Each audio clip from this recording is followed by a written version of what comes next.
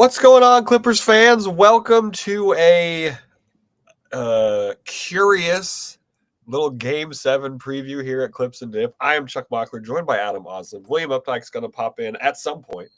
If you're listening to this show after we publish this, you can watch us live at youtube.com/@ClippersPodcasts. We do the lives when there's a quick turnaround time. It's easier for us, full disclosure. And yeah, that's just how it goes. Clippers forced the Game 7. Rocky end to the game. Adam, you and I didn't get to really talk about it much last night. You were putting in great work at Clippers Talk. Let's just get into it. How are you feeling going into this Game 7 for the both exhausted teams? Yeah, I don't know. I wasn't overly concerned with the way they ended the game. It's like Denver's going to make a run. They're really good, and they had a chance to close out the series, and they showed some desperation late. So I wasn't surprised that they made it closer, that a 5-point game late. But, Norman Powell stepped up and made a huge three-pointer to put them up by 9 at 110 to 101. I feel really, to me, it's about the Batum move because I hope this isn't something we look back on and say, why didn't they go to it sooner? And it ends up working out and saving them in the end of this series, because I remember going into Game 5, I'm like, play Batum 30-plus minutes. What are we doing here? And it finally happened. He performed well, as he always does. It's the game changer, and maybe it was the final chess move that they don't really have an answer for. We'll see. But I expect him to start in Game 7. So that, out of anything that happened in that Game 6, has me most encouraged. Just they finally pulled that ace out of his sleeve for Coach Lue. That's the move. You have to do it. Yeah, there was really obviously once Batum started the second half, I think most Clippers fans were like, great, he's starting Game 7 too. That sounds about right. And credit to Ty Lue. As soon as Jokic was getting those switches on Chris Dunn, and we all saw what was happening, any bigger guy going at Chris Dunn, who they were clearly trying to get fouls on too. Happy he made the change. I'm not sure what other changes they could make other than Joseph Raya Ward's suggestion that they also start Bogey instead of Norm, but I don't think that's going to happen anymore. Was not super locked in on that. But that really is kind of the last chess move, right? Because for a Game 7, Harden rested for a minute and a half in Game 6, probably going to get the same amount of rest for Game 7. Same with Kawhi. Why didn't play heavy minutes in Game 6? Kawhi and Zoo didn't play heavy minutes. Maybe that's something in the Clippers' favor. Kawhi was just at 39. He was playing 39 the last 2 weeks of the regular season all the time. That's nothing. Avisa Zubac's 33. Norm played 39. I don't know. I was looking at some of the minutes for Denver, and at this point, Jokic has played about 18 more minutes in this series than Kawhi has. Yeah. Jamal Murray has played like 22 more minutes in this series than Kawhi has. I'm hoping this is what we talked about after Game 1. We were so disappointed that the Clippers didn't play their guys heavier minutes. This was the long game from Coach Lue, and Denver's going to peter out first, and that could be the difference. Yeah, it's an incredibly stressful long game. Hello, cat. If you're not watching us, you're missing Adam's cat. It's turned out to be an incredibly stressful long game, mostly with how disappointing the Clippers played in a couple of these outings, especially with Game 1. Someone in the chat, there's been a lot of talk of the physical play. Adelman mentioned it last night. I hope the reffing doesn't become the main story from this Game 7. It feels like people are already setting themselves up to be upset at the refs, which I don't think we should do. I don't think it's been particularly, I don't know, right? Like they were complaining about the free throws for Jokic. I don't even think the Clippers complained when Harden didn't have any free throws earlier in this series. Like maybe the ref complaining is a sign that the long call's working, right? They're so tired that they're upset they can't get the free throws. I don't know. I like that they let him play physical, though. Yeah, so Denver has gotten up 2 more free throw attempts so far in this series. They're at 117. The Clippers are at 115. Jokic wasn't getting a great whistle in the second half. I also felt like the defense from both Nico and Ivica Zubac especially was elite. And sometimes if you play so well and show like a couple possessions where you just dominate a guy defensively, then you start getting the benefit of the doubt, I think. And even if there is a little bit more contact, it's like you start to get the benefit of the doubt, built up that equity in one game. Now, Zeus should get the benefit of the doubt anyways at this point, more often than not, because he is that good defensively. But yeah, I do worry that Denver's got home court. They complained about it post game. David Adelman maybe learned from his dad and maybe from Phil Jackson from the early 2000s of trying to work the refs that way. It happens. It's a real thing. Yeah. I think we'll see if it's effective. But the Clippers just have to go in and expect not to get a great whistle, play through it, and not get down early. Really, that's been an issue. They were better yesterday. They were +1 in the first 5 minutes. That's huge compared to what it's been. Yeah, the start, I like this from Devin Madrigal saying, it's going to be key to be the aggressor. Clippers have to be aggressive. I thought the pace they played with last night was great. It felt a lot more calculated than Game 5 offensively. And getting Batum in there, now you just have 4 guys who can shoot from the outside firmly that you cannot sag off of at all if you're the Nuggets. Yeah, I said when in the show with Joseph, excuse me, Batum is not a cure-all for what's been happening. It still is about the starters. But Batum can make life easier on the starters and give them less excuses for not being aggressive out there. And I think that's what's so important, to open up those driving lanes because of spacing. And even though Nico was like 2 of 6 from 3, and I think he's 3 for his last, 16 or something like that. Yeah, he hasn't exactly shot it that well. You heard Jokic post game. He's the better shooter than Chris Dunn. They all know it. So it's a scouting thing. It's a reputation thing. And he doesn't bring you down in any area. In fact, his defense in this series, and let's not forget, Chris Dunn has not been bad in this series. I don't know if they win Game 2 without the way Chris Dunn played. Yeah. Like this totally they should have pulled him earlier. It's like, no, Chris Dunn has helped them in this series. Ben Simmons helped them at times in this series. It's just getting down to crunch time where you have to start to tighten up rotations. The margins are even slimmer. And Nico Batum actually is such a good option because in the switch, he can go on to Jamal or Nikola Jokic. He can guard both of those guys. That's what's so incredible. And maybe Coach Luke played his hand perfectly. We'll see in Game 7. And now Nico will have the ability to play 40 minutes and look fresh out there because he didn't overly tax him throughout the series to start. But we'll see. Time will tell. I like this note from Jonah is the best. The altitude will be a key in our minutes rotation. I'm curious about that. Traveling back and forth from Denver, obviously both teams have to do it. But it will be interesting. I like your point about Nico being able to take the heavier minutes. Because like Van Gundy said on the broadcast last night, he averaged 17 per game in the regular season. He's playing 40 tomorrow. Someone asked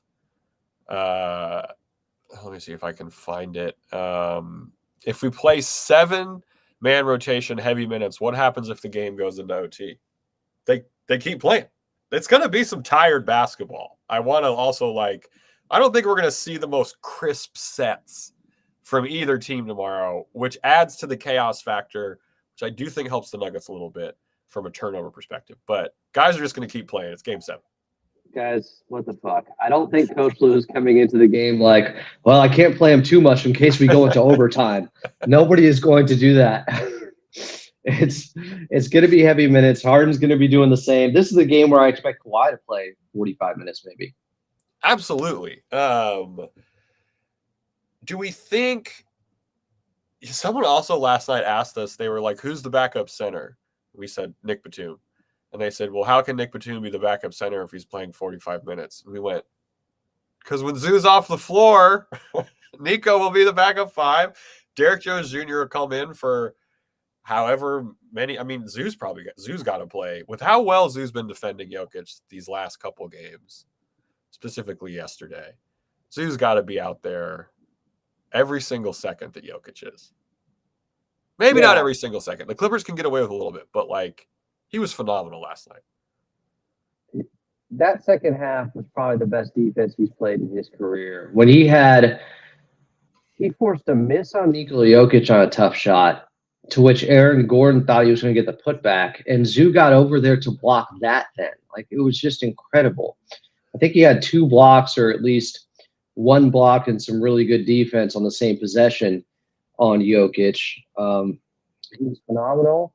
And to the question of who's the backup center, it's like, do you guys know Nico Batum is? Like, he's versatile. This is the point. He can play next to Ivica Zubac, and then when Zubac is on the floor, he can go up to playing the 5 spot. And by the way, that will likely be whatever minutes Jokic is not out there if he doesn't go the full 48. Yeah. And they destroyed the DJ minutes yesterday, and they actually went +4 in the second quarter. When Jokic came back in for like 3 or 4 minutes, they were up against him without Ivica Zubac, and they went +4. The small ball really won them the game. That was the biggest difference when you look at the plus minus. And making free throws, which is something I always enjoyed that they did yesterday. Quentin Cornett saying we need to use our depth. No, that's not how it works. William Updike, how the heck are you, buddy? Hey, fellas. How you feeling? People are worried that people are going to be tired. We need to use the depth. Is that Quentin Cornett who said that? Yeah. Oh, God. No, I mean, I feel the same way I talked about last night. How long can you ride your best 5? Like, how long can they stay on the floor, both from a physical perspective as well as being a plus out there, not allowing too much defensively and still being able to score at a high level. That's what this series is going to come down to. It's one game. Like, nothing previous matters. It doesn't matter if you're tired from the game before. This is essentially a 1-game series now, and so wipe the slate clean of anything else. You can take some lessons that you've learned as far as like defensively, as far as rotations, but like truly nothing you've done, any mistakes that you've made, nothing matters. And it's a good thing and a bad thing, but it is what it is. This is now a 1-game series, and it depends on, can your best 5 rise to the challenge? Can they stay on the floor for 40 minutes? And if the answer is yes, then you're probably walking out of Denver with a win. And if you're not, and if the answer is no, then you're not, and it's over. Period. I think typically with Game 7s, because they let them get away with so much physicality, because the officials don't want to interfere or make it look like they decided the game, it can get very physical. There can be a lot of missed shots, a lot of 50-50 balls, and there's going to be a lot of ISO because they've both seen everything they can throw at one another schematically at this point. So it may be a really ugly game, and you got to be the scrappier team out there. And whoever wins the rebounding battle and gets those extra possessions, that could be the difference. The Clippers got up 2 more shots than Denver last game, and that proved to be huge. And it should have been even more. They just had a 3.5-minute stretch where they failed to produce a field goal, which Chuck and I talked about, like partial, like, that was part of that was like a tactical thing. They were trying to run down the clock with the double-digit lead. Makes sense. But they should have had like 7 more possessions. Which they did at one point. Late in the third, the Clippers were like +6 or 7 in the field goal attempts. Just the attempts. The thing about that game yesterday is, and this could be encouraging, guys, if they didn't start 1 of 12 from 3, they could have been up 15 early. They were so bad from the outside, and they still were leading by a slim margin, but they still were leading. That was really impressive to me. So are we getting Batum in the starting lineup game 1 to take the can off the top of the basket from deep? I mean, he broke the team's dry spell from 3, and I would expect him to do the same again. Or they just don't leave him open, and then you have a lot more space to operate for everyone else. Exactly. Denver's going to have to scramble on defense so much more with Batum in the starting lineup tomorrow. They're going to have to work a lot harder. I like this point, Adam. I like what you said about the 50-50 balls and the physicality and this, again, a tired game of basketball we're going to see. Rightfully so. But Christian Brown and Harden have really been going at it. Bogey and Russ, too. I'm less worried about that, obviously. But I'm interested to see how Gordon and Brown react, just what their strategy is going to be defensively on the Clips, because I don't think they're going to come out super hard. Because if you come out super hard and you force the refs to make a call, you're that first call. They're looking at you. It's such a tough line to toe for them. But I'm worried about Brown and Harden a little bit.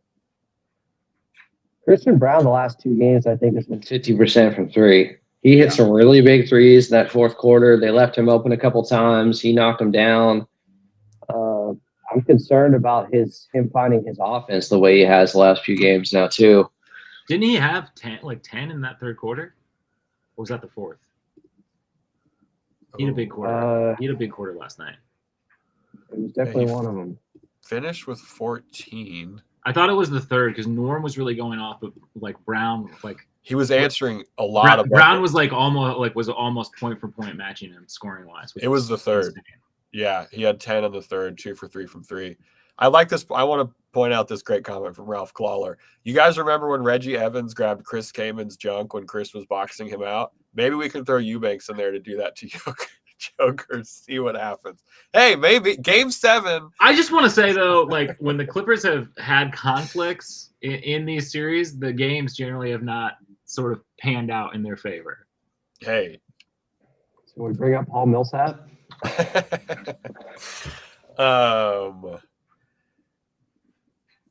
Yeah, I'm nervous. There's going to be a bunch of weird stuff. It is a Game 7. Law Murray was pointing out some funny things that have happened in Game 7s. Where was the other one? Again, though, it doesn't matter. That should be the furthest thing from your mind. And you got to approach this as one single game. Yeah.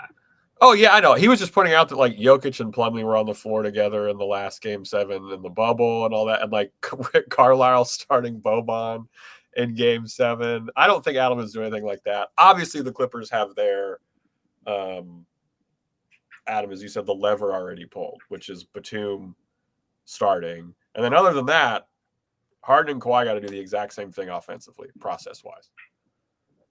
What does Chris Dunn have to do to stay on the floor, Adam? Obviously not get switched on with the big and knock down. How long of a stretch will he play after missing a 3? Will he be pulled immediately? I don't know, because if he's not starting, he's not going to start. Yeah. Will he get on the floor? I think he'll still get minutes out there. Maybe when Aaron Gordon's not out there, because I felt like when Aaron Gordon had him twice early in the first quarter, that's when Coach Lue was like, okay, we can't do this anymore. It's not just Jokic. It's also Aaron Gordon being made to look very good. Yeah. Jokic did most of his damage in the second quarter where I think he had 15, but he only had 5 points in the second half. Aaron Gordon has been killing them all series long, which is why I don't know why it probably took too long to get Batum in there, but even though he's not a great rebounder, he's better than Norm. He's better than Dunn. He offers more size, more switchability. There's no downside to playing Nico Batum over Dunn. You could say there is with Norm. So the move worked out. He didn't pull Norman Powell yesterday, and Norm rewarded everyone with a huge ball game. They need more of that. I still feel like, though, it's just down to James. Is James going to – first of all, have the legs, and second of all, have the mindset to be able to go out there and be as relentless as he was getting to the hoop early on like he was yesterday. He was awesome. You weren't with us last night, but I presented this to the chat to everybody. Is that the best Game 6 of James Harden's career? It might be. It's probably one of his better elimination games. I was looking up his 25 elimination games earlier. The numbers aren't good. They are not. They were better last night than his elimination game averages, which is 22 points on 42% shooting, 32% from 3. And coming into last night, I think someone had floated this in the chat. He had lost 5 straight. Yeah, that tracks. He hadn't won one since the bubble when they beat OKC in that game 7. Yeah. Him and Russ. Yeah, I just like This entire season, they've kind of gone how James Harden goes. Now, in terms of his minutes and what he has left in the tank, it's amazing how much more pop he had last night than what we saw the 2 games prior. And also, I still think about what happened, the turning point of the season, when after they lost in Phoenix, and he played heavy minutes, the very next night, he played heavy minutes and dropped 50 against Detroit. But we were all at that point like, oh, this is it. He hit the wall. Yeah. He's running out of gas now. And then actually start playing his best basketball of the season. I think he's going to have the wind. I do. I don't know. He rested for less than 90 seconds last night. Yeah, but he's just I hesitate to count him out whenever he's playing heavy minutes. because he has proven it time and time again. But should we count him out? Because then he will surprise us. You know what I mean? Is it one of those situations where we gotta say, I don't know? Because I was like, I don't know if he should play the second night of a back-to-back. And then, as you said, he scored 50. Also, Will, shout out the Batum Italian shirt. We got to get Adam one of those. I have another extra one. He doesn't really like Batum, so it makes sense he doesn't have one. I don't Doubter. I A don't doubter think over that's here. the case. That's so funny. What a random shot to take. The Batum hate wagon over here. We should get those made again. Those rule. What up, that guy Spencer? Yeah, I'm nervous. I'm excited. I'm trying not to think about the refs. You're excited. Yeah, exactly. The Clippers held on to the ball really well last game. I don't expect them to have less than double-digit turnovers. I don't expect the Nuggets to have less than double-digit turnovers either, for what it's worth, because, again, Game 7s are a war of attrition. They destroyed them In those 12 turnovers, I think they had 23 points off those 12 turnovers. That's also the game. And that's the Clippers game. That's what they've been doing all year. Yeah.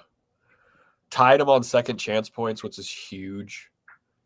Only lost fast break points by 1. Like, this was looking at the game chart is nuts. That third quarter was so nice. It's just if they shot better from free, They probably blow them out in that game. Yeah, I think that's fair. 1 of 12 is crazy to start.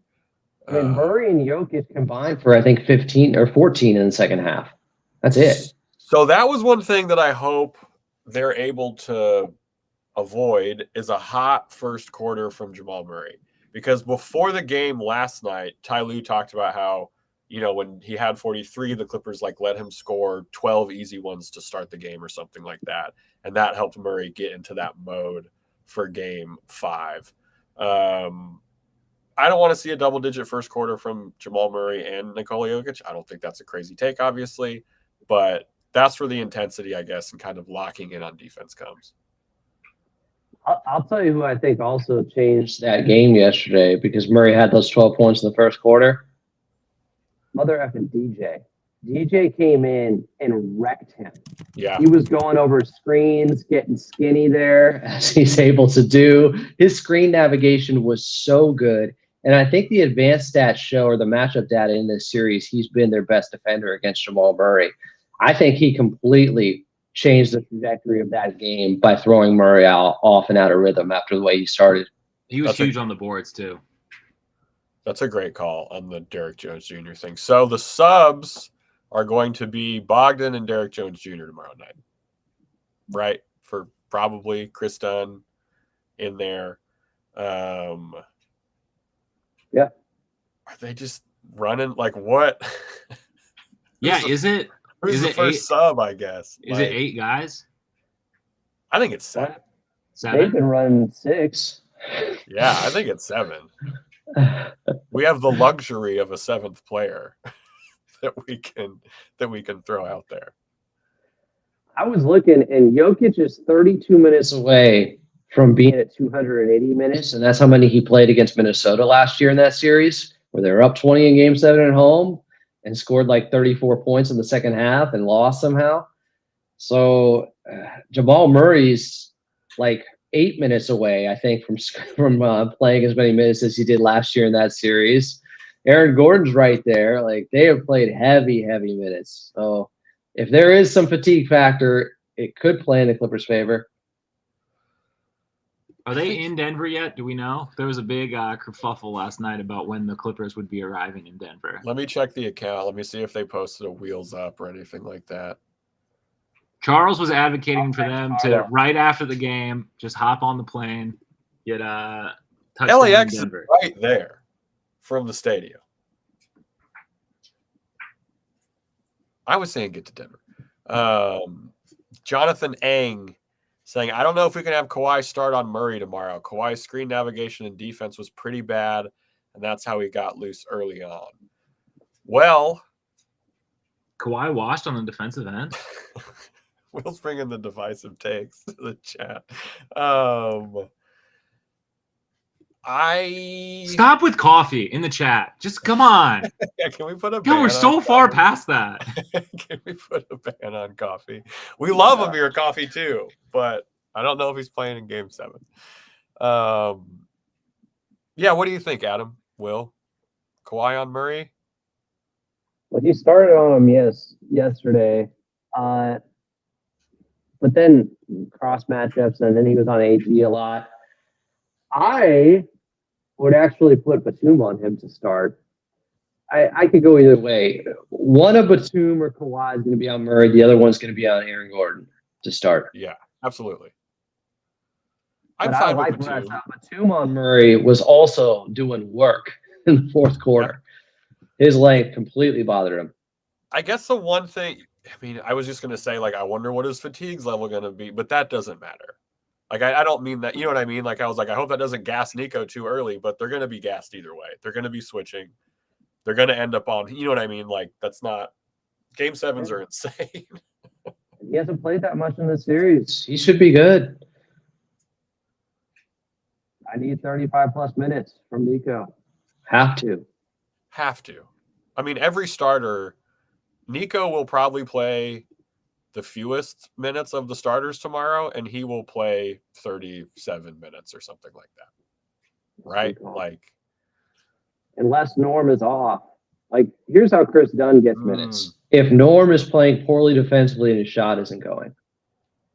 But I got to hand it to Norm. He had some great Defensive plays yesterday. He locked up Aaron Gordon on a possession in the fourth quarter. he was sitting down in the chair. Like, he was like, him and Bogey have tapped into some defensive stuff that you would like to maybe see during the regular season, but I don't care about that right now. Like, I thought Bogey, his commitment to the defensive end, I'm not saying he's been locked down. I think his commitment to the defensive end, his commitment to the glass has been great in this series. It's been real playoff basketball type stuff. Bogey's edge, I think, is really needed for these moments. Like, even though he hasn't been super efficient or anything like that, he's hit big shots and he's made some hustle plays with putbacks. Yes, he for sure has. Him and Westbrook is an interesting wrinkle. Yeah, so, I mean, how much is Bogey? Bogey's going to get 10 minutes tomorrow. I don't know if he plays another 20. Yeah, it may only be like 10, 15. But if he's hot, he's playing more. Yeah, I mean, you can't take the hot hand away at all. Ray saying you got to zoom in on that Norm steal on Aaron Gordon. Pretty sure Norm told him to get the fuck out of here. Probably. Norm is an elite hustle shit talker. Yeah, I think, I don't know. It's going to be messy tomorrow. It's going to be, I just want, the chaos has seemed to help the Nuggets a little bit in this series. And I just really hope that the Clippers can take some of the momentum from the chaos that will happen in Game 7 in a hostile environment. Yeah, you're probably going to have to absorb an early run from Denver, crowd behind them, be prepared for it, and hopefully punch back immediately. There were signs even in Game 5. Again, that second quarter was really well played by the Clippers. Murray just couldn't miss, neither could Russ. Yeah. The Clippers, though, did respond. They did. It just nobody saw it because Denver couldn't miss either. The Russ factor is interesting because he had some instances of Russ being Russ last night, but he also shot really well. That missed dunk though, and another smoke layup. That was big. I guess Carlo looked this up, and Did they still convert that missed dunk though? Didn't we not? I feel like we didn't. Didn't we not secure that rebound? I think that is what happened. I thought that was a Norm going the other way one. I could be Oh, wrong. maybe. Carlo looked up his numbers from three In a playoff series, and this is the best he has shot in a playoff series from three since his rookie season. Hurt. That, of course it is. Meanwhile, he went 8 for 42 his last 5 games as a Clipper last year. So I guess, I mean, weirdly, because you mentioned the Nuggets, they have 6 guys. So it's going to be, it's Russ. I don't think Peyton Watson shot well yesterday, but I don't think he's going to be out there. Like, how many? A lot. Big three. That was annoying. Yeah. A lot rides on the Russ X factor for them, because if he comes in, and obviously a lot more rides with how well both team starters are going to play and how long they're going to play together. But when he is your one substitute, how much scary is it when your only substitute is Russell Westbrook versus having some options as your substitutes? I mean, it hasn't been that scary for them so far. Yeah, true. So I hope. Yeah, I mean, Russ has delivered in a way that he has not on a playoff team. I don't know, ever in his non-lead ball handler role. Yeah, I think that's fair. I like this comment from Papa P. Someone said tomorrow's game will all depend on which team Russ decides to play for. Yeah, that is true. Is he going to come out charged up, trying insane blocks? Like, I gotta disagree with this one. If this series the comes ball down to away. Russell Westbrook, I'm sorry, we've done something wrong. We've done something wrong.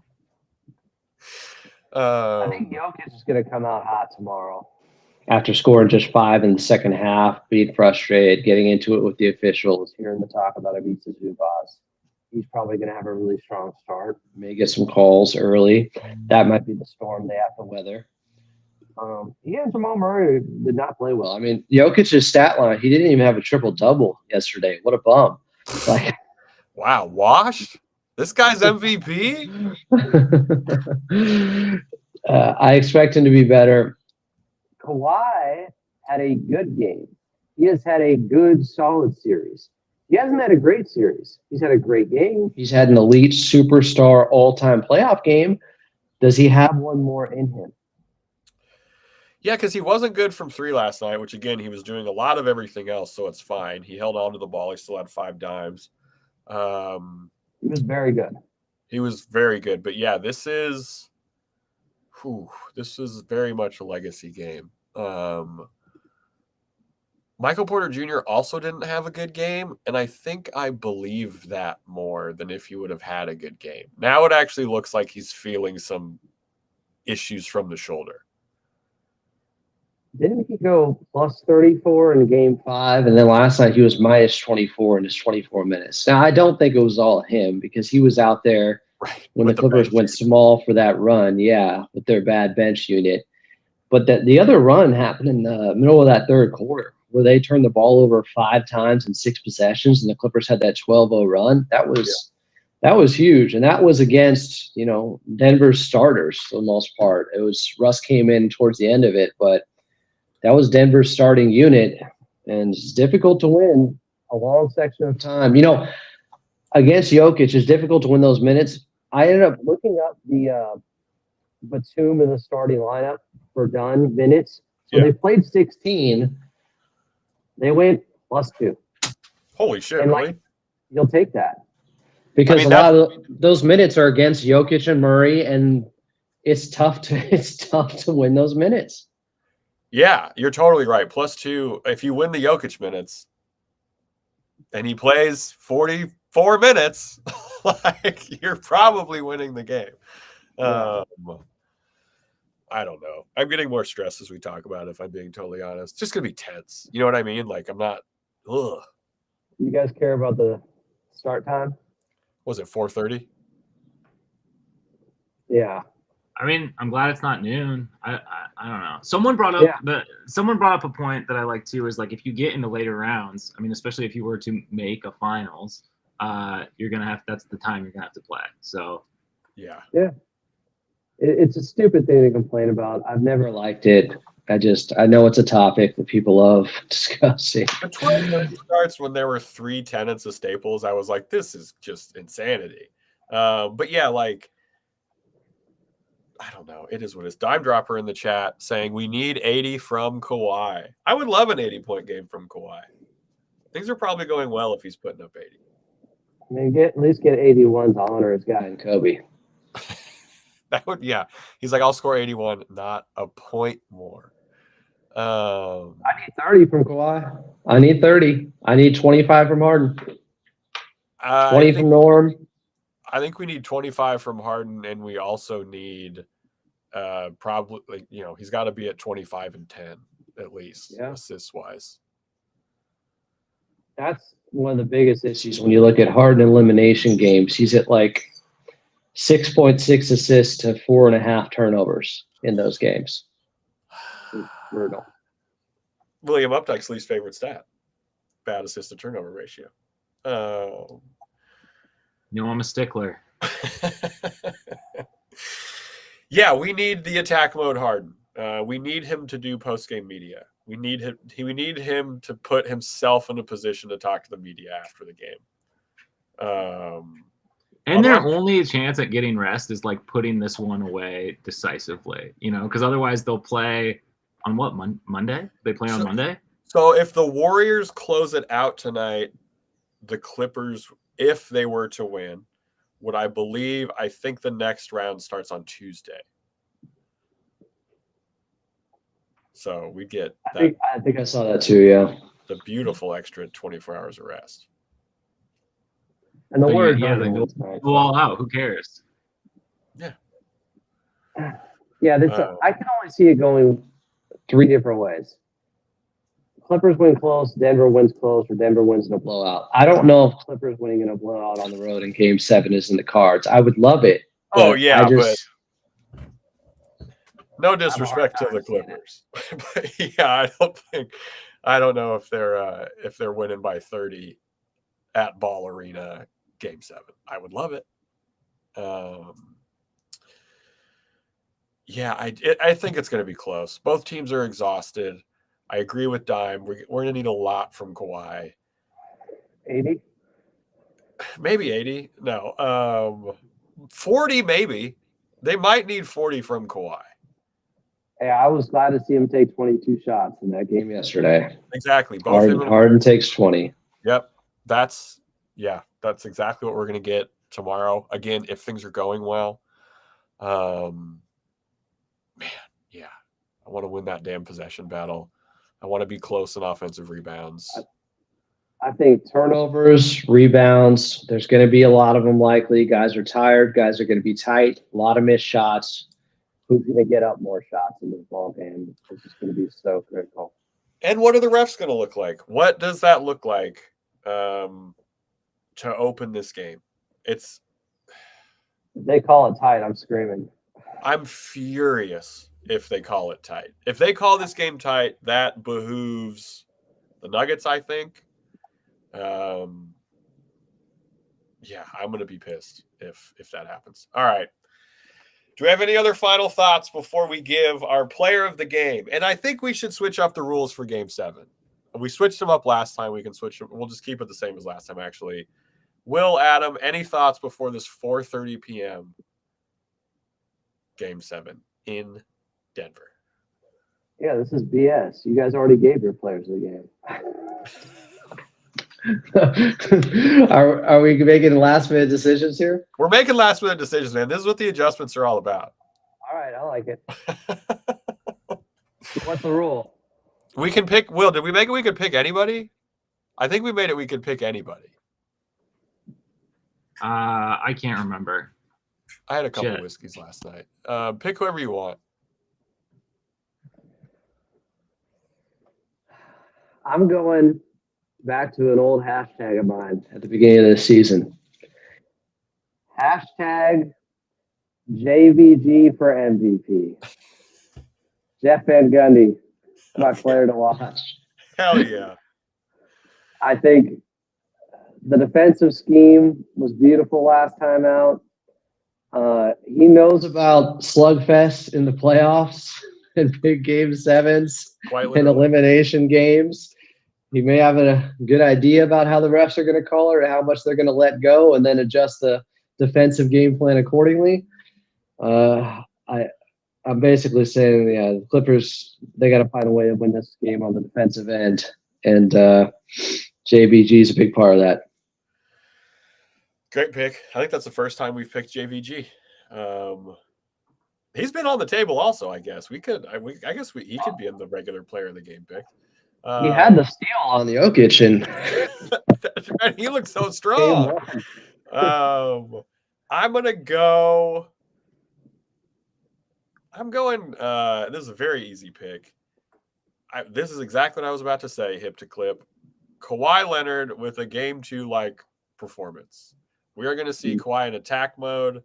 I think I need the 35. I need the elbow jumpers. I'm looking forward to game 7 Kawhi. But I'm looking forward to his defense. Will, your pick, if you want to switch it for player of the game for game 7, anyone, including coaching staff, is on the table. No, I'm staying with my pick, which listen to yesterday's episode to remind me what it was. All right. Good luck to everybody tomorrow. Good luck to everyone ahead of the game. I hope everyone has their pregame rituals down. I don't know, man. Adam, are you going to work out tomorrow? You running a marathon before the game tomorrow? What's your plan? I'm gonna get a lift in. I ran today, so Okay. it's a back shoulders try day tomorrow. Okay, back, shoulders, and try. Noted. Great. All right, we will be back. There's a birthday in the pod, so we will be back with a full episode on Sunday, no matter what happens. Godspeed, everybody. Let's go Clips. Adam, one positive thing before we head out. We need one positive thing before the game 7. So I didn't double check this, but we trust Tomer Azarli. Why not? He said, and this was shocking to me, that the road team in the NBA has won the last 9 game 7s. The Damn. last 9 game 7s played have been won by the road team. Holy shit. Okay. I don't know if that. it seems high, but I don't know if anybody checked them on it. I'm going to believe him, but I'm also going to wipe that out of my brain, if that makes sense, because that gives me hope and dread at the same time, because that feels like a lot in a row. I had seen 8 of the last 11 had been won by road teams. Yeah. And Denver has lost 2 game 7s within the last since 2019 at home. Okay. They lost to Portland in 2019, and then obviously last year in Minnesota. There we go. I like what Ray's saying here. The pressure is on Denver. They're the higher seed. They're at home. They got more pressure. All right. I'm stressed out. Okay. We will be back on Sunday. And as always, let's go Clips.